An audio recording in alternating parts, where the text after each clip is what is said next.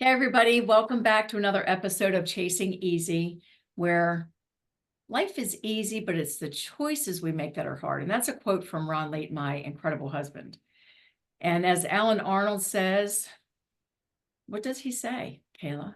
Do you know what Alan Arnold says? You say it all the time. I should know it. Easy and best are seldom on the same path. Yes. Now you'll remember it. Yes.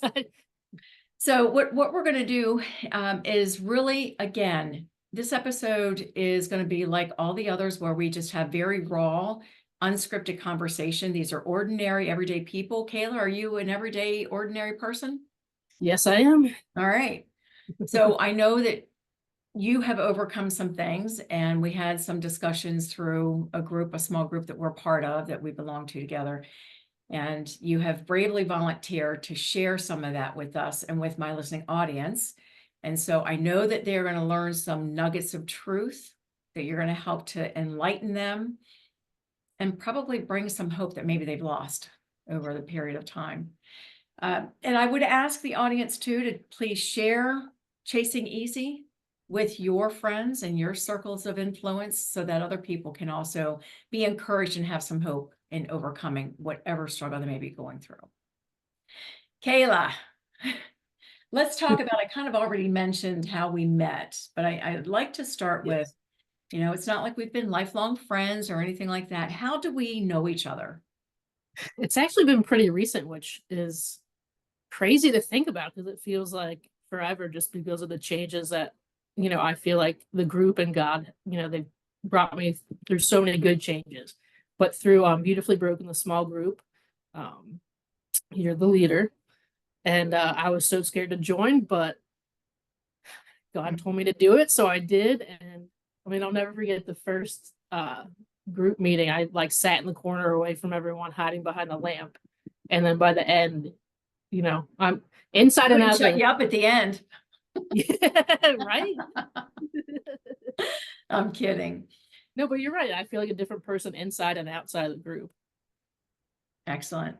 So I want you to, something that you mentioned there was you didn't want to come.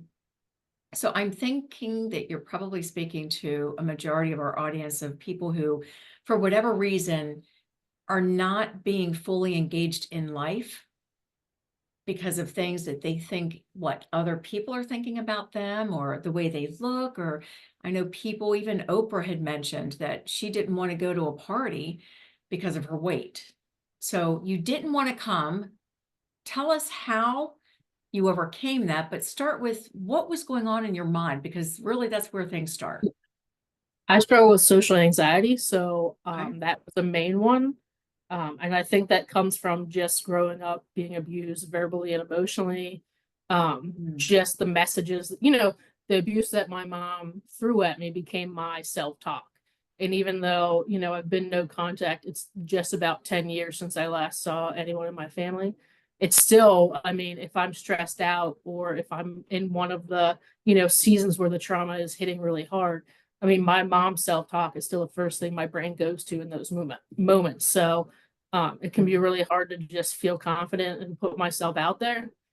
And then once COVID hit and, we weren't really super social, it just has gotten kind of worse since then. And I think I'm, slowly coming out. And the reason I overcame it actually is because my therapist said that, said that I should go to Freedom and then um, small group. And I just so happened to find Beautifully Broken. I'm like, that's me to a T.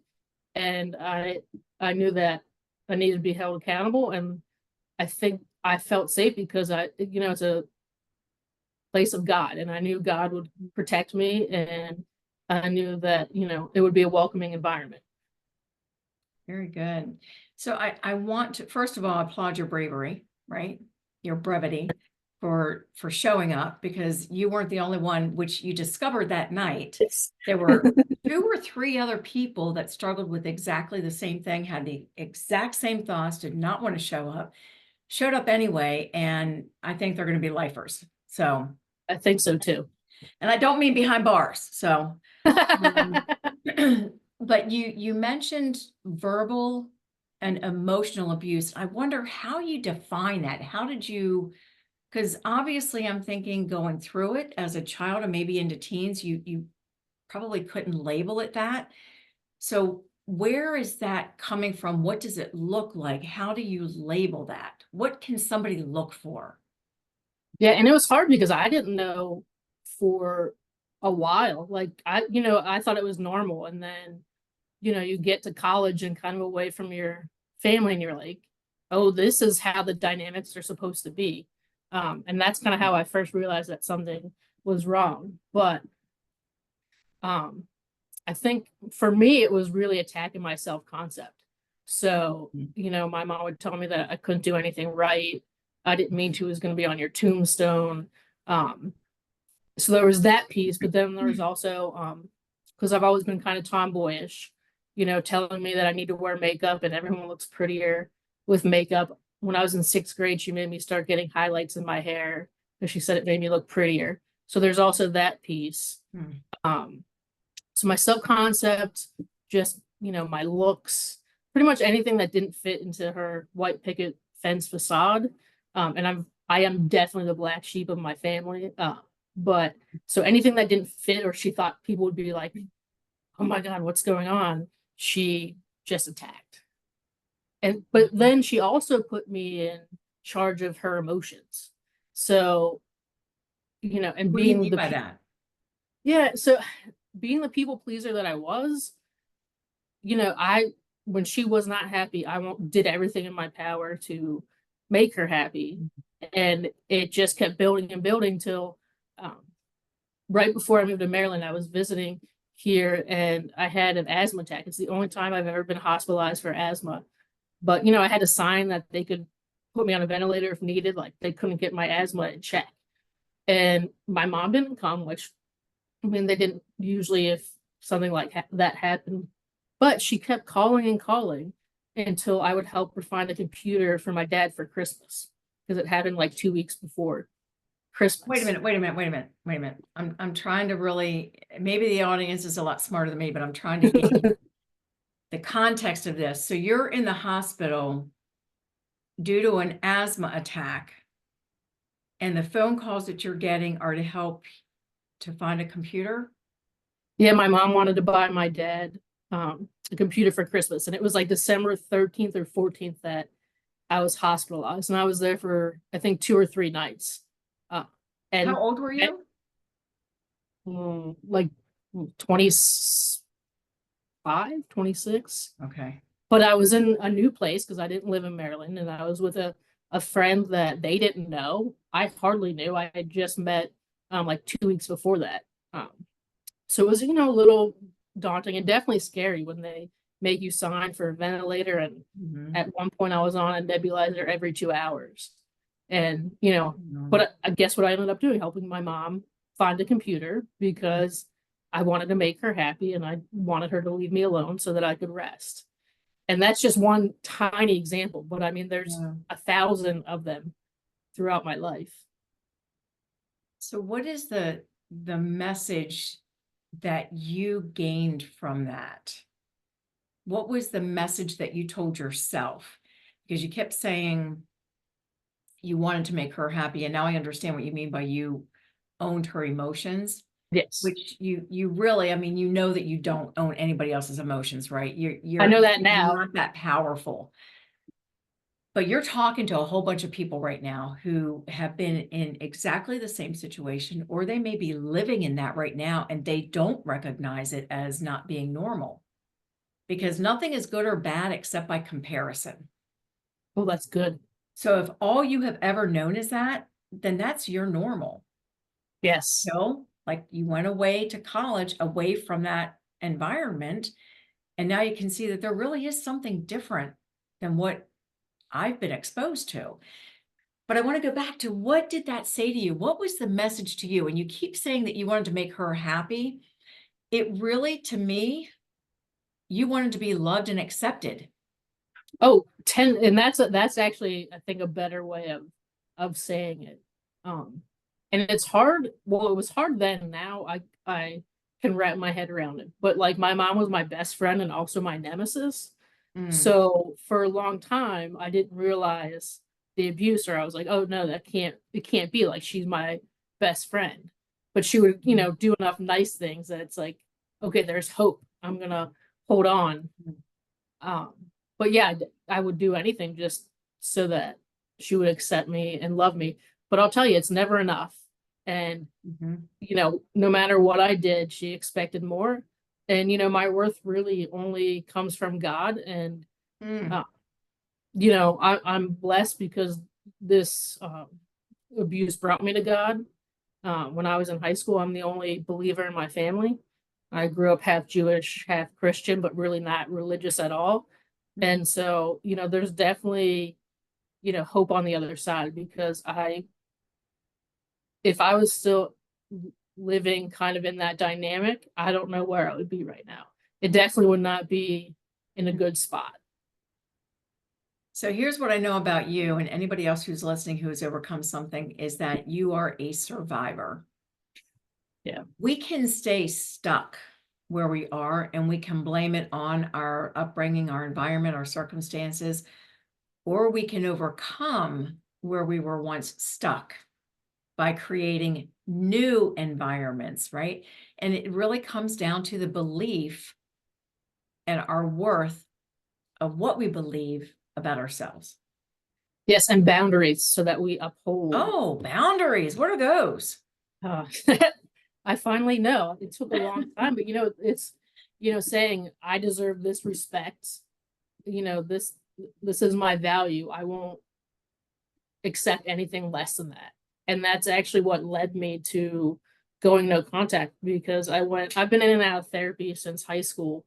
And a little over 10 years ago, I went to see a therapist because I was really struggling with anxiety.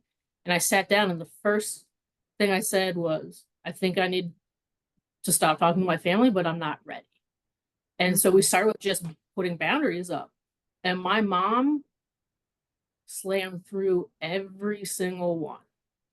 And so I knew I had to go no contact. What I didn't know is that no one else in my family, extended or immediate, would respect them either. So it let, you know, starting to put boundaries up for my mom, um, my dad, I have a twin sister and an older sister, you know, they just wouldn't respect them either. And so, you know, at some point you have to let go. And it broke me into pieces. But and actually it's funny, I didn't connect this, but I was just watching a sermon on like a Facebook reel, and the lady takes a hammer and crushes glass. And she said, you know, we think it's the end when it's crushed, but God uses that to make us new and into a new creation. And that's definitely what happened, but it took me breaking.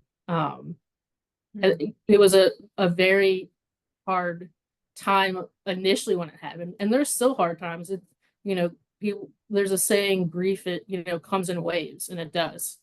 Uh, and you know, but you can get through it. Yeah, and it's so true because there's times that are hard, and even now, 10 years later, I I still struggle. I have PTSD, so I have flashbacks of the abuse sometimes, especially, you know, being in therapy now and kind of going deeper into the healing. You know, they're back a little bit more. But I would still take that 10 times, 1,000 times over what I went through because I was such an angry person inside because I wasn't loved. I knew I wasn't loved. Um, I really realized it when I started cutting in middle school, and it got really bad when I tried to get, you know, help. And my mom would say goodnight to my older sister, my twin sister, then walk right past my room. And she withheld so much love. And I remember I had this ugly, like, old lady, my sister made fun of it, like rose comforter. But I remember curling up in the comforter and hugging a pillow because I knew that was the only thing that I had that loved me at the time. And it was before I found God. So I, you know, didn't have community. I had my pillow. Well, I want to, there's so much that you just poured out there. And I don't want to take away from what you just said, because I'm over here as a mom and I'm just imagining treating my children in the way that you're describing. And I mean, I've gotten mad at my kids, believe you me, I have gotten mad at them.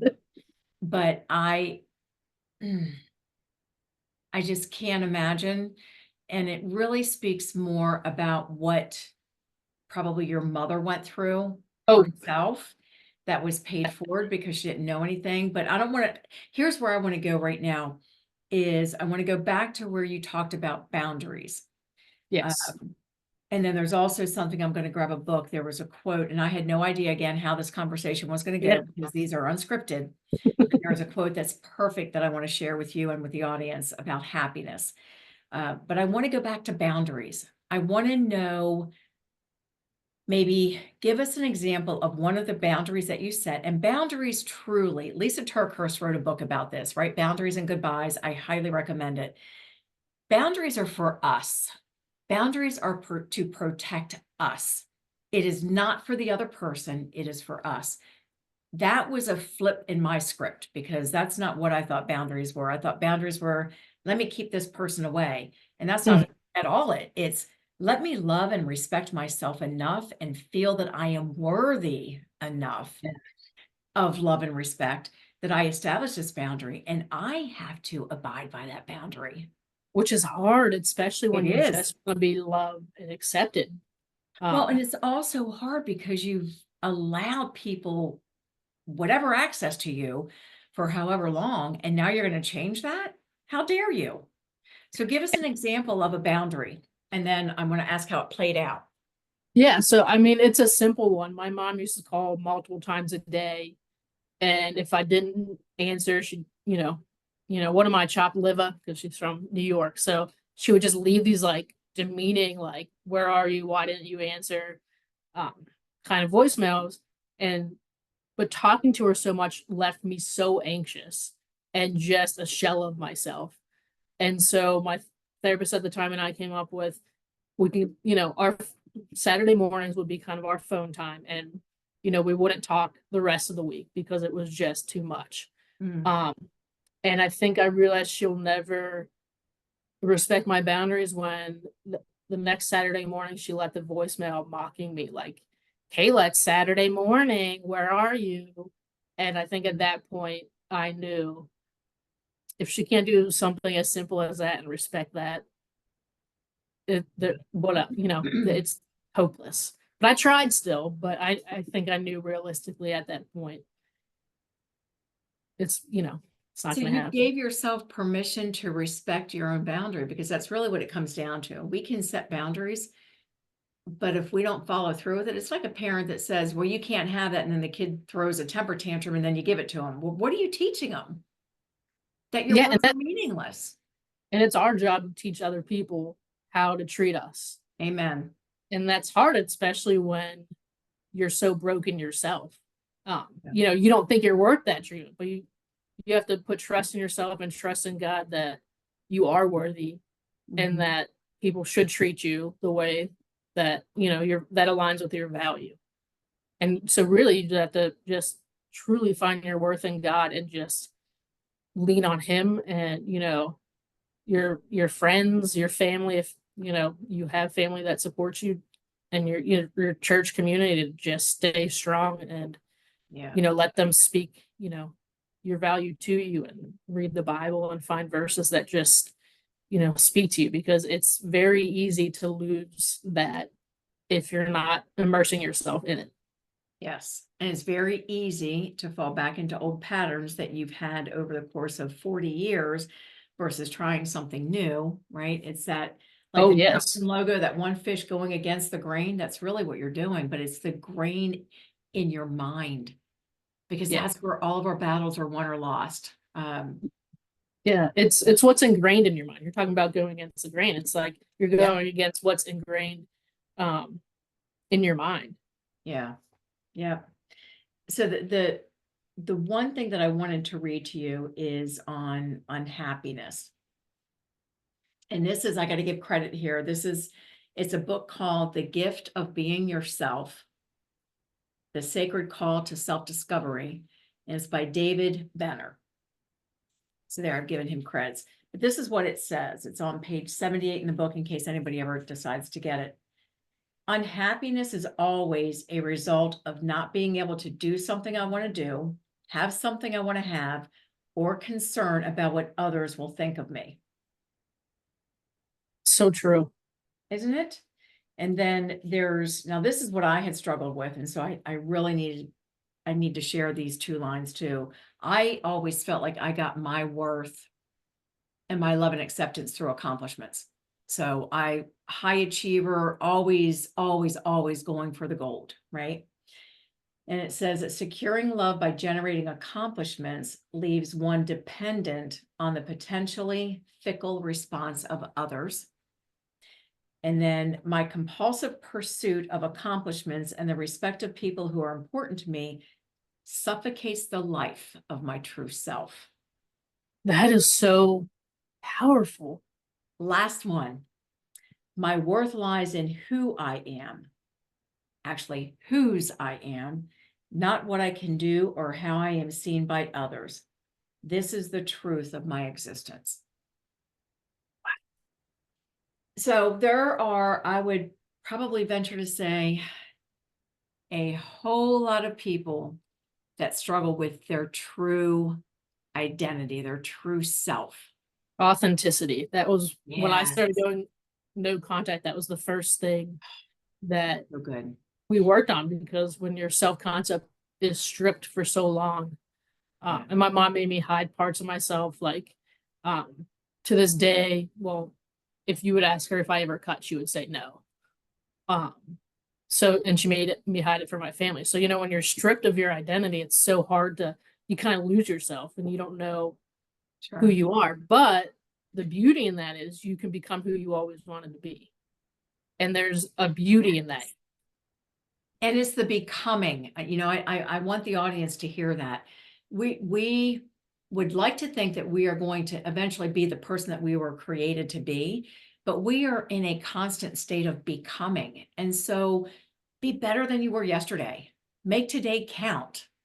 And those are really the two, I would say, tenets to carry forward, is be better than you were yesterday and make today count.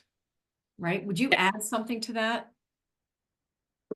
I don't know, like, it makes me think of it. I don't know if it's related, but when I first started talking to God, and I didn't have a lot of role models, I remember just saying, God, please come into my heart and help me be, make the best decisions that I can and be the best person that I can be. So I think even like being, a baby Christian, I just knew that I just wanted to strive for better. And I feel like, I know I'm never done growing. I think self-growth is kind of like healing. Like, it's never gonna be done, but you're gonna go deeper into healing, Mhm. and you're gonna grow more and become, closer to, God's image, and also just closer to your who you truly are. And I think you get more authentic as you get older too. Um, Yeah. And there are some people that struggle with the word authenticity, struggle with the word authentic. So I say genuine. Just be genuine. oh, Don't try yeah. to impress somebody, which is what I did for a very long time, not just with my accomplishments, oh, look, I've got this, and oh, look, I've got that. And, now, of course, I'm in my 60s, but I have finally settled down with, it's okay that I am who I am, because God created me this way, number one. And I'm going to love and accept myself first before I can love and accept somebody else. So I shouldn't say always, but what I have learned is, if we love ourselves well, we can love others well. And it sounds so, like, people might be like, that's so cliche, because you hear it a lot, but it is so true. Yeah. When I didn't love myself, I mean, first off, I was wearing a mask all the time. I remember someone telling me in college, "You're the happiest person I know." And the second I was away from everyone, I started bawling uncontrollably, because I wasn't. I was just always holding it in. But when you're always so close to boiling, you don't react the way that you want to people, no Yeah. matter how happy you're trying to be. And so, you know, you really Yep. do have to love yourself so that you can, speak the kind words that you want to and be genuine rather than just trying to hide from your emotions. Yeah. So the way that you described that made me think of a spring, a spring, a coil spring, not the season. But if you take a spring and you push it down between your hands, how long are you going to be able to hold it there? Yeah, not long. And what happens when you let it go, right? So that's sort of a visual for me of the mask. And actually one of my coaching programs is called Unmasked. Find yourself and be that unapologetically. Because we all wear a mask, but we don't have to. And a mask is different than filling a role, right? If you're wearing a Yeah. mask, it's for public perception. If you're filling a role, I mean, I can go into a boardroom and speak to a bunch of C-suite level executives, or I can go out to a construction site with a hard hat and speak to a foreman. Those are different contexts, but I'm still the same person. Whereas a mask is very different. You are hiding who you are. Let's not hide anymore. Yes, let's not. Figure out a way not to. Yeah, and you'll be happier because it Oh, takes a lot of energy to try to be someone that you're not. And it takes a lot of energy to try to put everyone else's happiness before yours. And you don't have energy when you're not happy. yeah. And so now I want to go back to, we talked about boundaries. You gave us an example of a boundary, right? First, you had to be aware of what that boundary should be to serve you well, to respect Yes. and value yourself, right? But then you talked about some patterns that you got into, some hurtful things. And I want to talk about that because I know that cutting is a big thing. Actually, it was first in the Old Testament in the Bible. So it's not anything new to us in this generation. But what led you to that, and what was the release? Help me to understand Yeah. both of those concepts, please. Yeah. So I wasn't allowed, I'm a highly sensitive person. I feel things very deeply. So, being that and living in a family where you're not allowed to show emotions, Hmm. is very hard. So, I mean, think about the spring. I was holding it down and then it would get to the point where I just couldn't anymore, but I didn't want to hurt other people by, you know, yelling at that, or starting conflict with them. So I started conflict with myself. And um cutting just when I was like focused on the physical pain, none of the emotional pain was present at all. It was just Hmm. that release. So, So it was a redirection. yes, that's a good way to put it. It was a redirection. I wasn't, trying to kill myself or anything. It was just, Hmm. I needed a break from the big emotions that I wasn't allowed to share, let alone process. Did anybody know that you were doing this as a coping mechanism? I think eventually once um, I started self-harming in 8th grade and finally got help in 10th grade. So in between that, I don't think they might have maybe thought that I was even doing it, but it was kind of easy to hide. And parents or loved ones, if you're listening, if someone is wearing long sleeves in the summer, baggy hoodies, that's a sign that, you know, you might want to, talk to them because that's, what I would do. And, they say that that's kind of a way to hide it. But I think once I started getting help, they realized it was a coping thing. Mhm. But Mm. it never led to, I think I was still so under my mom, my mom and family's power that I wasn't necessarily, not that I lied to the therapist, but like that wasn't even on my mind as being the issue because I was so unaware of what was going on. So you just said something else there about power. And I really want to drive this home because, earlier, and I say this very often, is that we teach other people how to treat us. And you had mentioned that early on in the interview. But with this power struggle, really what we're doing is we are giving away our power. We are allowing someone else power over us, over our thoughts, our emotions. And we're doing that again because we want to be loved and accepted. And so if we feel like if we do this or if we do that, they're going to love and accept us, which is we are all born to be in a community and to be loved and accepted. And so we're always striving for that instead of it just being welcomed, And I think you make a good, performing for it. yeah, and I think that's a good point. You need to make sure you have to be careful who you surround yourself with. I mean, even, you know, with friends, I had, after I went no contact and I started realizing like, okay, these are my boundaries. There were friendships that, I had to put boundaries on, and, it's hard to, especially when you don't have family, to let go of friends, but, you know, you're only as strong as your faith in God and your community. And if, they can't help you and support you, are that, is the friendship serving you? And I think that's so important. And I think too, maybe was it John Maxwell or Max Lucado? I don't remember which author it was and speaker, but he said, show me your 5 friends and I'll show you your future. Right? Show me the friends that you're hanging around with. I'm going to show you your future. So it is very critical, but you have to understand yourself well enough in order to attract the right kind of friend.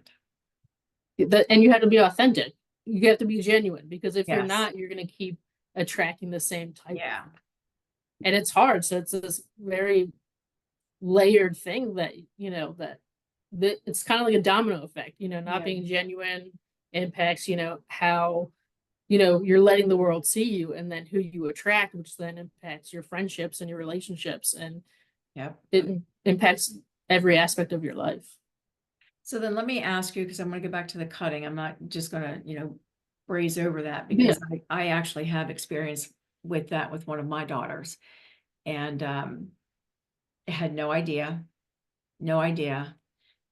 And to your point, they wear long sleeves and hoodies, and to pay attention to that, she always wore long shorts or long pants and hoodies, even in the summer. Didn't think anything of it. I mean, I was naive, ignorant to that. And I asked her to help me move a picnic table off the back deck of something. And when she reached down to lift up the one side, her sleeves came up, and then I saw the marks. Yeah. I will tell you right now that I did not handle it well. I didn't know how to handle it. Probably made her feel even worse about it, because I didn't know. I didn't know what to do. I didn't know how to respond to that. I was hurt. I started, I failed her as a mom. How could I not see this? And, look, if parents are listening to this, what I would say to you is, please don't do what I did. Be actively engaged with your children. Know who their friends are. Know what they're thinking. Let's not say, okay, they're 12 and 13 years old, they don't need me anymore. They need you most when they're transitioning. Yes. So, go ahead. And I think the best thing that, if you find out that, your child is cutting, the best thing you can do is love them unconditionally. Yeah. And, because I think that's what I was missing. People would ask, how do you wish that your parents responded? And Yeah. still loving me, but it's not like that made them stop loving me. They loved me the best that they could.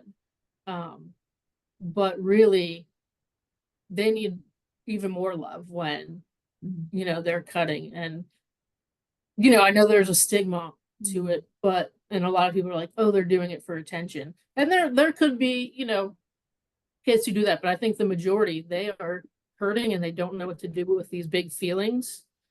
And they get good at hiding it because it is shameful. And it's something you shouldn't be doing, but it's the only thing you can do to survive. To be honest, like I got addicted to it because I had no other coping mechanism. Outlet. Yeah. So, I mean, it was probably like 6 or 7 years on and off. So it's so important that you have coping mechanisms, because if you don't, you're going to fall back into it. So I think talking about, your kids about ways to cope and also modeling it, talk about your feelings, as a family, not like sitting down and, kumbaya, but like, I'm really upset right now. I'm going to just walk away for a second, think through my feelings so I don't say something I don't mean and then come back. Parents are allowed to do that. And I think if they're more transparent, then you're modeling good coping, strategies for your child. And I think if you don't have a model, either you're doing what you see other people doing or you're finding something just to make yourself feel better. Wow. So I do want to share that there is one thing that, and I'm going to put it on me again, I want to go back to parenting, because really what you're talking about right now and what you struggled with, and then we're going to get to how you overcame it so we can help the audience understand that. And I also want to know how you overcame the cutting. But there was, and this is the case in point in Loving. And this was a God thing, because it definitely was not me. I got out of the way. My other daughter, I've got a set of twins. And so one twin was the one that was cutting, and God bless her.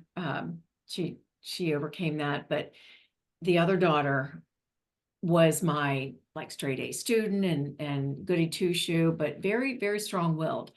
And she had gone out. She was 17, had gone out and was driving with a friend.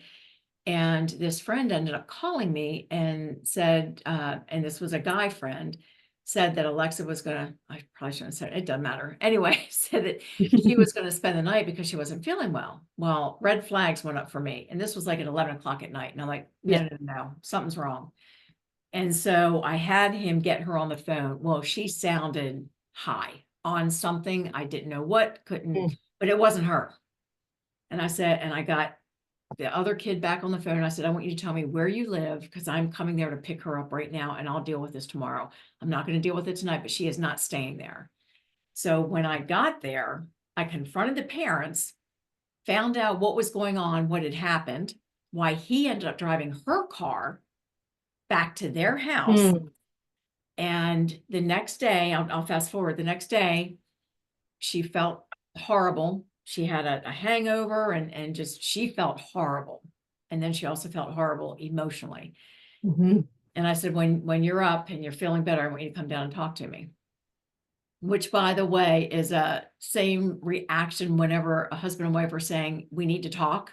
It's kind of the same anxiety that comes up. And so she came down. And I just looked at her and I said, how do you feel? And she said, I feel really horrible. And I'm so sorry. And she was just all over herself, apologizing. And I asked her what happened, and she told me.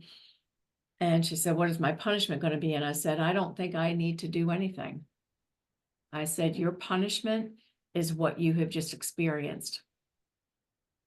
And she just looked at me, because I'm not a pushover. And she just looked at me and said, there's nothing that I can do any more than what you're already suffering with.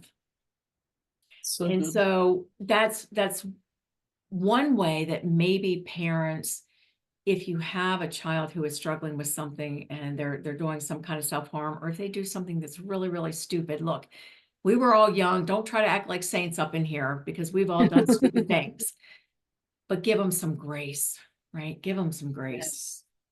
Yes. So all of that to say, I want you to tell us now, what and how did you overcome the cutting? And then I want you to tell me how you have replaced some of your thoughts so that they're now lining up with whose you are and not with who bore you. Yes. So getting over cutting, I'm not, I don't know. I did it for so long, and I think it's actually through cutting that's what brought me to God. He used my darkest moment, because like I said, my family, they don't go to church unless something changed in the past 10 years. Wait a minute. Don't you have to be all cleaned up and have all your stuff together to come to God? No, the best time to do it is when you are a hot mess like I was.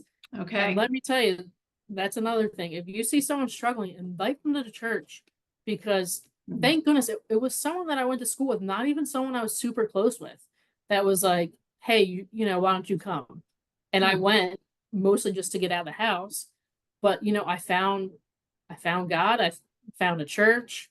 And really that's what started. Now I still kept coming for a long time because you can't just find God and say he's gonna be like, all right, it's fixed. No, we still have to do the work. Yep. So it wasn't until I found better coping mechanisms and then also got kind of out of my own head and out of my own way because I think, you know, I kind of think of it as like relapsing, even though it's different than like substance abuse, it's still, self-medicating. And Hmm. so if I would relapse, I'm like, well, I might as well, I get upset, I might as well do it again. I just did. So I think just choosing, I'm not going to do this. I don't like where it's taking me in life. I'm not this person.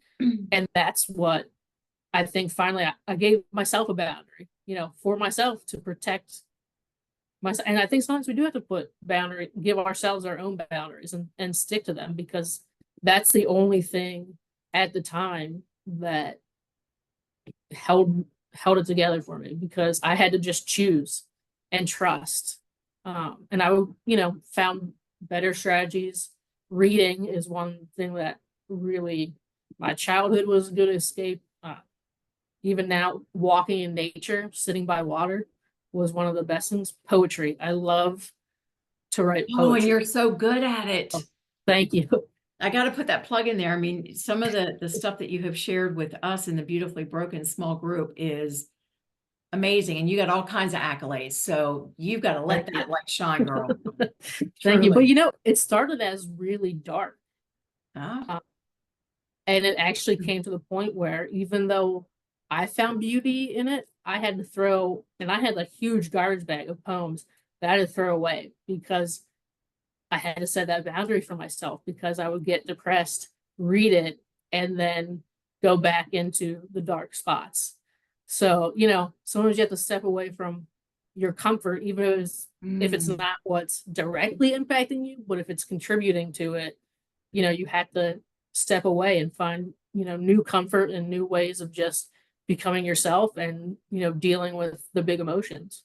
That's so good. And it takes courage, right? It's so easy to fall back into old patterns than it is to carve a new path forward. And I think the episode is going to be called, Are You Chasing Change or Are You Chasing Comfort? Oh, that's so, yeah, because comfort, it's so easy to fall in It is. to just this is comfortable and the unknown's too scary. But Exactly. just because it's comfortable doesn't mean it's good. And life No, gets better no. than just being comfortable. And it's just like coming to small group for the first time. I was not comfortable, but the change that occurred at small group that changed me as a person, whether I'm in group or out of group, just transformed me is Mhm. because I stepped out of my comfort zone. Yeah, that's good. That's so good. You're giving some really great truth nuggets here. Now I want to end with, because I know we've been on here So for a little bit. Um, what is one of the best thought changes that you had to embrace in order to become who you are right now before me? I think the best one, and it's one that is more recent. It's just, you know, giving a thought to God and just letting the peace, that transcends all understanding take over you. And, Mhm. just trying to redirect your thoughts back to that. I know I've talked to you about Jenny Allen's books, but Yes. get out of your head.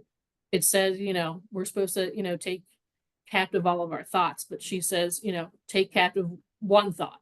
I have a choice. And so, I have a choice to stay in that toxic thinking pattern, or I have a choice to turn to God and give him, my worries. And I loved church this weekend that had the two boxes. And, he said something so powerful that, put your worries in the God box. And when you start worrying about it, take it out and realize that you're taking your worry from God. Mm. And that was just so powerful. And at first I'm like, well, I have anxiety, like I'm still gonna worry. And that just made me realize, like, yeah, I'm still going to worry, but I can still keep redirecting myself, Yeah. but also giving myself grace you know, if I'm having like a flashback or, a day where the trauma is just really, hitting hard, having grace with myself and letting myself work through it and then taking the time to, write or go on a walk and then give it back to God. Yeah. And I think we can't just give everything to him right away with that and hope that he's going to heal it, because we have to do the work as well. But he empowers us Yes. to do the work. And so There are many, many scriptures that give us an idea of what God is going to do for us, or actually the other way around. It gives us an idea of what we need to do. And then the next two words are so that. So yes, that God can do X, Y, and Z in your life. So we have a responsibility. There is work that we have to do. You're not going to go study like the pastor said this weekend in the sermon. You're not going to say, oh, well, I've got a big old test coming up. I'm just going to pray to God and I'm going to pass that test. No, you got to study. You got to put the work in. yes. It's not, oh, God's going to take care of this financial burden for me. You've got to get yourself into the mix of it and do some work. It's not just handed over. He's not a genie in a bottle, right? No, and that's how he changes you, is the work that you're doing. Yes. There's, I heard it this week, and without the test, there'd be no testimony. Yeah. And also, God doesn't call the qualified, he qualifies the called.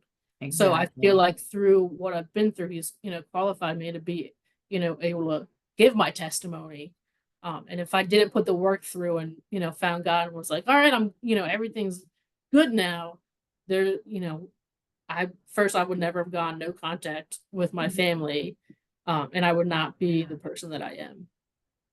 That's a bunch of nuggets of truth in here. Like you're preaching, girl. You're preaching. So I want to wrap up, and I know that you said, that you've replaced some thought patterns. I think that's powerful for any of us, even if we're in a good place, even if we love who we are. We have to constantly be reminded of whose we are and replace any thoughts that don't line up with that. Fill in the blank. I'm not blank enough. I'm not worthy. I'm not thin enough. I'm not smart enough. Whatever that blank is for you, replace it. So holding a thought captive means being aware that it's a negative thought to begin with, and then replacing it. It's one thing to say, okay, well, I'm just going to keep that thought captive. Well, that's not going to do any good for you. You've got to replace it with the truth. I Yes. am worthy. I am good enough. I am smart enough. I have everything that I need. So I just think that that's such an important piece. And not getting complacent and not, Oh, I have a tattoo that says the past is never far. mm, And I got that once, I'd stopped cutting, but the temptation was still there because my coping mechanisms weren't as strong. But I got that just so that as a reminder, like I need to stay on guard with my own patterns of behavior and the boundaries that I set so that I'm, being the me who's growing and not, going back into the past. So I think say just, that again. The past, oh boy, I don't know. We might have to rewind that. the past is never too far. Oh, the past is never far. I heard it's a Goo Goo Dolls lyric actually, and it's not even like I'm a big fan of them, but I got one of their CDs and I heard that and I was like, that speaks so much to me, because I think we can forget about where we've been, and when that happens, it's so easy to fall back to that. Truth. And also, if we forget what God's done for us, it's easier to kind of turn your back on him. So I think remembering the past, not to feel shame, but see how far you've come and not to get complacent so that you don't fall into old patterns. That's so good.